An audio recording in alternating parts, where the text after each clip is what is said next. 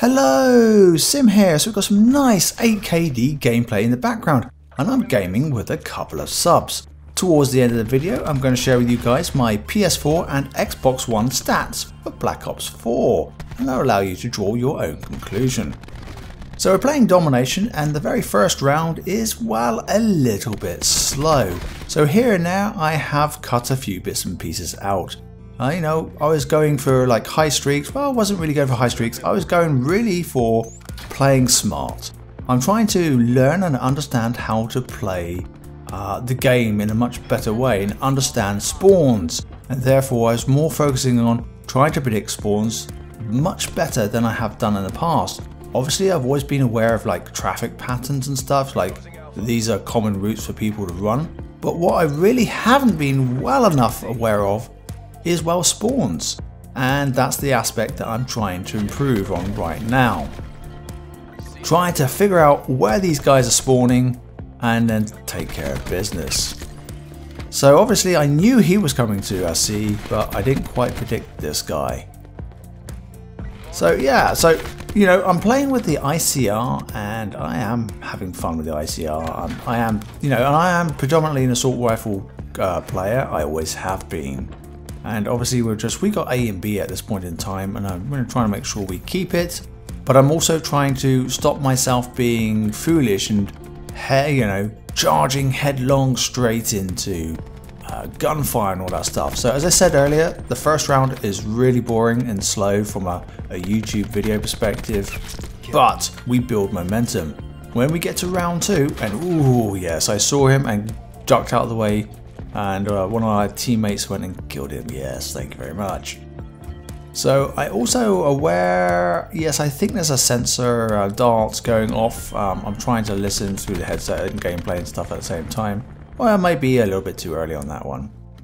But yes, I'm trying not to do foolish challenging because I have done that in the past. So I'm trying to play a bit more, I don't want to say campy, more tactically.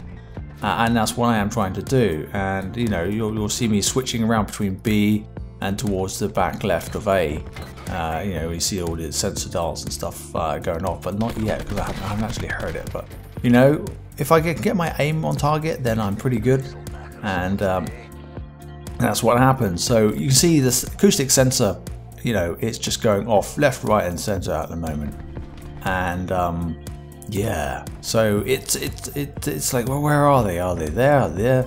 So at the moment I'm a bit unsure of myself of where they are on the map, so hence this first round is a bit slow. But I've nearly got myself a UAV. I don't want to get there we go, so close, and I back off from that one because otherwise I will just die. But this particular class doesn't have scavenger on it. Oh, yep, I got my UAV right there, and I don't die, so that's always good news. Always good news. So I promise you guys that the second round is much more entertaining. There's a reason it's called an 8KD gameplay.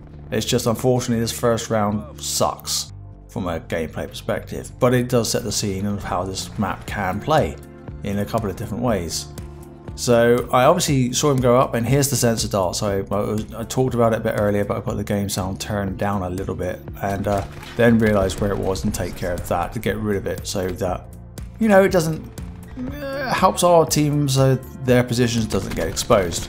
And the jump shot, I love to do jump shots, but at the moment I don't have dexterity unlocked, and so I get punished for doing jump shots because you're. That's what the game does, it punishes you for jump shots without using dexterity. Round 2, you whoopee, that's where we're going to, things are going to become a lot more exciting. And I didn't realise how quickly things were going to become, should we say, more exciting.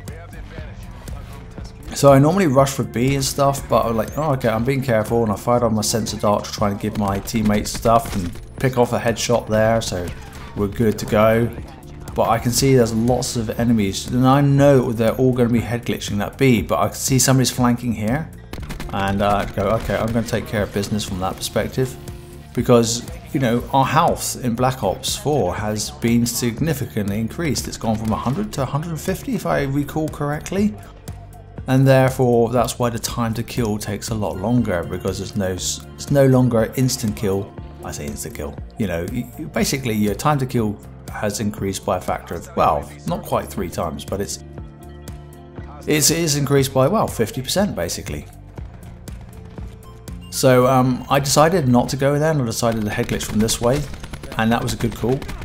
And I really didn't realise I was going to get all my streaks and that sort of like within 2 kills, but I did. And I've earned both of these streaks before. I've got other gameplays saved up, not as exciting as this one. And this is where the gameplay gets more exciting, because my, wow, good old streaks go to business. And I'm quite happy with the attack dropper, really, because it seems to do the business, no ifs and buts. So I'm sort of running around here because I'm like going, okay, they're either going to push up from this way, or they're going to try and spawn behind me.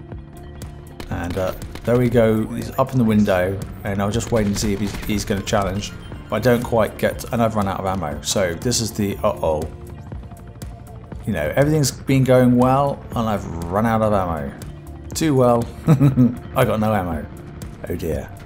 Am I really going to be alive? And that's what it's like. I'm just going, oh, wait a minute. There's a KN-57. Nice. So I picked that up and I thought, thank God, you know, I've got a weapon. So now the assault chopper, attack chopper is gone, but I can't call it my sniper's nest yet because it hasn't quite yet left the map. Now I should be able to call it in, and there we go. So yes, I'm not rushing so much. I normally do when somebody just tried to take a sniper shot at me from that little window. This dude hasn't seen me, but he's aware of something else. One of my teammates is trying to go for him, and I'd go for slide and just go and take him out. So that's all nice and dandy. So I had fun, and I can't remember if I was talking that much to my teammates within this particular game, but it's like, there was moments like, there's an attack dropper in here, oh my god. Don't worry, it's mine. It's mine? It's yours? Cool! Because normally it's always the enemy's team, right? But now I've a good old vision pulse. And yeah, but if you don't get your kills or your shots on target, that's it, you get punished. And I demonstrated that quite clearly there.